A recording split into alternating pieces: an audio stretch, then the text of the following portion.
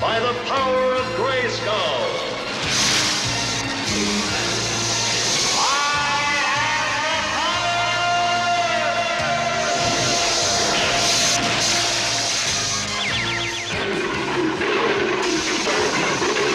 Masters of the Universe is coming back. He-Man, Skeletor, Eternia, Castle Grayskull, all of it. And weirdly, this one has real reasons to be hopeful. Which is exactly why I'm suspicious. He-Man fans have been burned before. The 1987 live-action movie, the recent animated series controversy, this fanbase has trust issues for a reason. So today, we are asking it properly. Masters of the Universe, hope or cope? Also, if you enjoy these types of videos, don't forget to like, share, and subscribe. The biggest hope is Travis Knight directing it. At first, I did not immediately know who he was. But then you look at his work, Kubo and the Two Strings, Bumblebee, and suddenly the hope level goes up. Exactly, because those movies show he understands emotion, myth, adventure, and nostalgia without mocking the source material. And He-Man cannot work if the movie is embarrassed by He-Man. This franchise has a magic sword, a skull-faced villain, a heroic prince, a giant fantasy kingdom, and a tiger. You either embrace that sincerely or you do not touch it. The source material already has everything. Prince Adam, the Sword of Power, Eternia, Castle Grayskull, Skeletor, Tila, Man-at-Arms, Evil Lyn, the Sorceress. The world is already built. The mistake would be overcomplicating it. It does not need to become gritty, sarcastic, or fake scientific. Right. It just needs to be a big, colorful fantasy story about a hero accepting his destiny. If it follows that, hope. The audience mostly is people who grew up with the He-Man cartoons and toys. So nostalgia, cartoon accuracy, and toy accuracy matter. The sword, the armor, Skeletor's skull face, the bright colors, that is the brand. Masters of the Universe should not look gray, grounded, or embarrassed. Eternia should feel bold, strange, colorful, and slightly toy-like in the best way. If the characters really look close to the toys and cartoons, that's a strong hope. Another good sign, the story seems to actually revolve around He-Man. That sounds obvious, but modern franchise movies do not always make the title character the real center. If this is really about Adam returning to Eternia, facing Skeletor's rule, and becoming He-Man, that's the right spine for the movie. Exactly. The fantasy only works if the hero works. Now, the cope side. The story seems to have Adam separated from Eternia, and then pulled back into the world. That can work as an entry point for new audiences. But it can also feel like anime isekai He-Man. Regular guy gets transported into a fantasy world, discovers his destiny, unlocks the power.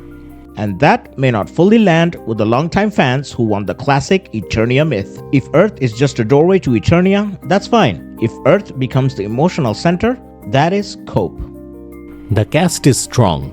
Nicholas Galitzine as Prince Adam and He-Man, Camila Mendes as Tila, Idris Elba as Man-at-Arms, Alison Brie as Evil Lyn, and Morena Baccarin as the Sorceress.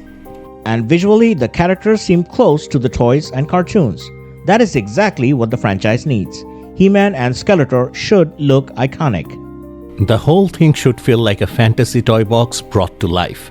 Not too normal, not too cosplay. Just iconic enough to make grown adults whisper, "I need that action figure." Now let's talk about the elephant-shaped skull in the room. Jared Leto as Skeletor. Biggest cope. Not because Jared Leto has never been good, but his recent big franchise track record is horrible for audience confidence. His Joker was divisive. Morbius became a meme for all the wrong reasons. So when people hear Jared Leto in a major IP role, they do not relax. They prepare emotionally. And Skeletor is already theatrical, petty, evil, weird, and funny. He does not need a giant look-at-me acting choice. Hopefully he insults his minions every other minute like in the cartoons.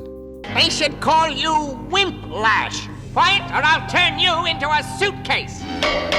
Just as I suspected. Hollow, you metal-munching moron.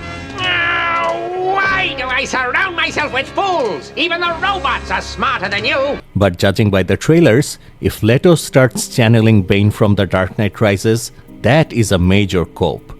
Sharp, nasty, theatrical Skeletor? Hope. Bane trapped inside a Halloween decoration? Cope. The good news is Skeletor does not have Jared Leto's face. Thank God. The skull face, the design, and the voice are the performance. But that raises the obvious question. If the face is hidden and the voice matters most, why not cast a proven iconic voice actor? Like Mark Hamill, he's tried and tested for iconic villain voices. So Leto might surprise us, but right now that casting choice is nervous hope at best. So, what is the verdict? Medium hope. Not full hope, not pure cope. Medium hope. Travis Knight is the real reason to believe.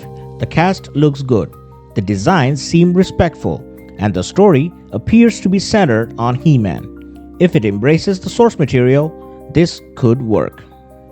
But He-Man fans have been burnt before. The 1987 live-action movie did not become the definitive He-Man films fans wanted, and the recent animated series split audiences, which shows how sensitive this franchise is when nostalgia feels mishandled. So the hope is there, but it has limits. The movie has the right pieces. Now it needs the right attitude. Respect the cartoon, respect the toys. Let He-Man be heroic, let Eternia be colorful, and please let Skeletor roast his minions like the petty Skull King he is. Final answer, medium hope. By the power of Grayskull, proceed with caution. And until next time, just hold my logic.